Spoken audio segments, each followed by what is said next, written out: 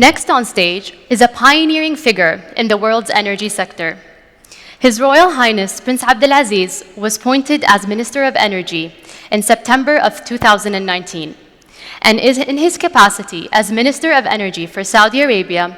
Prince Abdulaziz is responsible for coordinating the kingdom's domestic and international policies in line with the goals of Vision 2030. This includes overseeing activities within the kingdom, regulating the oil, gas, electricity, nuclear, and renewable sectors in the interest of the kingdom in the short and in the long term, along with directing Saudi international policy with regards to relations with its producers, including OPEC and OPEC Plus, and its consumers. He has also been an active participant in shaping both domestic and international policies for more than 30 years, and is the chairman of many energy-related organizations. Prior to his appointment as Minister for Energy, Prince Abdulaziz served numerous capacities in the ministry over the past 3 decades. So without further ado, it is my great pleasure to welcome His Royal Highness Prince Abdulaziz bin Salman, Minister of Energy for Saudi Arabia, to deliver his inaugural address.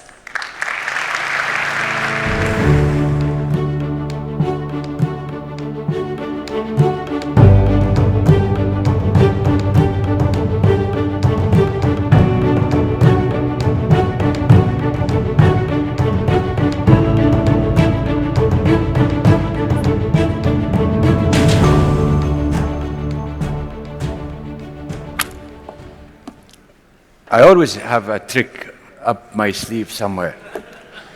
This is my trick.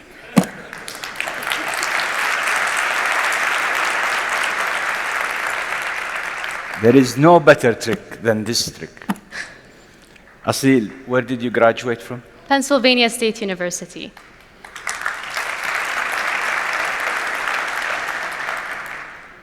What do you reckon, how many young ladies working for us at the ministry? I think A lot. Roughly around 300? A little bit more, maybe. We represent what? Approximately 35%? Correct. And they're keeping coming? They keep coming, yes, in the pipeline.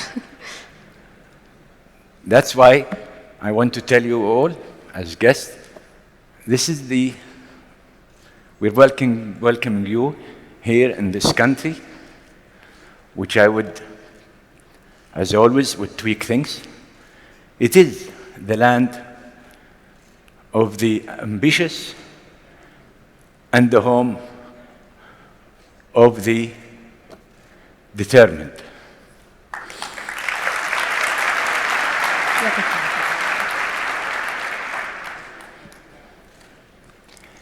I cannot be more proud than having to see this awesome amount of attendance.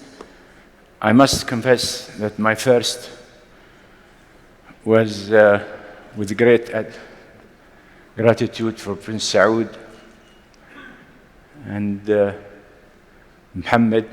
They invited me in 2013 in Dubai to attend the same event, and I was told, not asked, you've got to say some few words about Dubai, because Dubai at that time was putting its guts to try to host the Expo in 2020.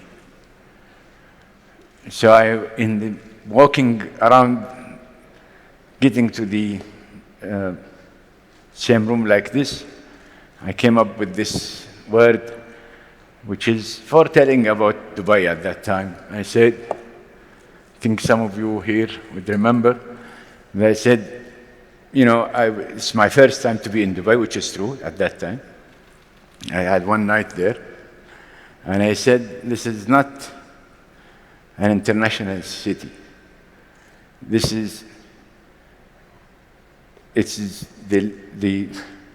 I think if I can remember it, it is not the country, it's not an international city, it's the city of the world at that time.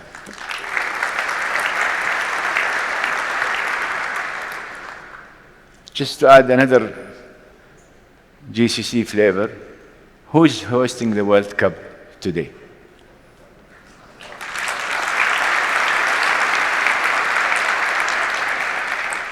And who's hosting this event today?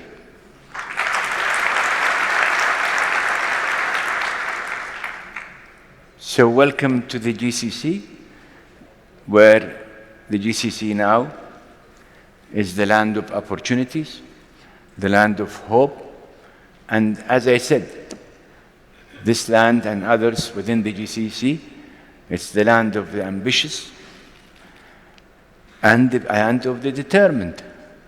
We are determined to give the young people of Saudi Arabia, and I think shared by everybody within the GCC, we are determined to give the young, both women and men, not their right, but it's their absolute right for making a determination of what kind of future they would like to have for their own selves, and what kind of ambitions they would like to deliver for their own selves. And because of that, it is my job, others, to act as only the enablers to enable this young generation to make their own future. I have a speech, but I cannot get myself to read that speech because it would be a silly speech within this audience that I have in front of me.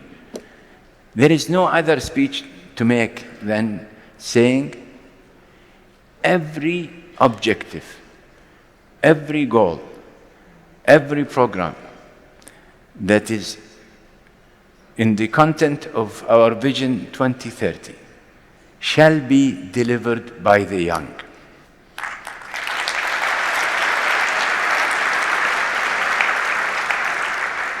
So you want me to talk to you about 4 million oil to chemical? We shall deliver.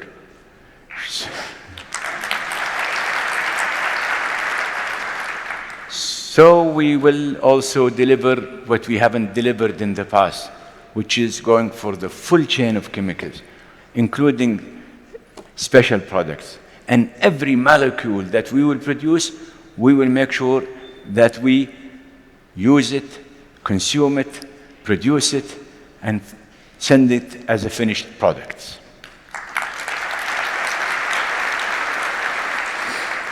I have an ambitious Minister of Industry here, whom I'm choking him with so much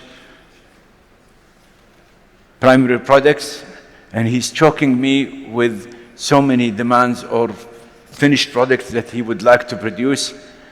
And I think by now, he and I have determined that we may have a joint office with joint table.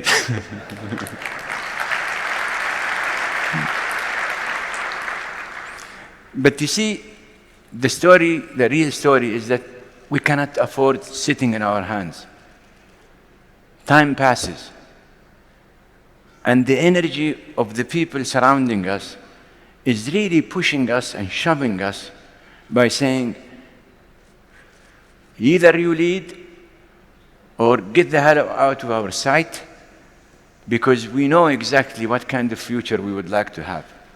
So if you are not acting as an enabler, get the hell out of our sight. This is the kind of mornings I have myself in seeing the young ladies and young gentlemen that I work, such as Asil and others. I look at them every morning. I said, I've got to deliver. I've got to be the exemplary. I've got to be the person that they can lean on me to deliver them with the equipments, the enablers, the wherewithals for them to be the achievers. I've had my opportunity. I'm grateful for the opportunity I was given. But it will work if we are all become determined that if we have been given an opportunity, we should give others that opportunity because it's only fair.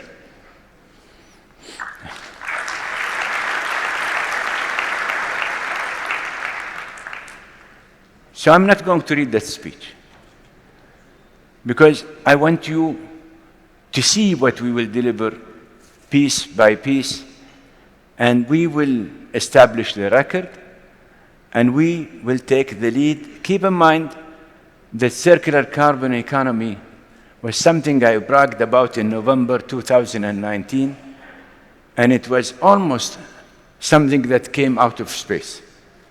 Look how much it has become as part of our literature. Look how much people are congregating around it. This is what was made in Saudi Arabia. Thank you.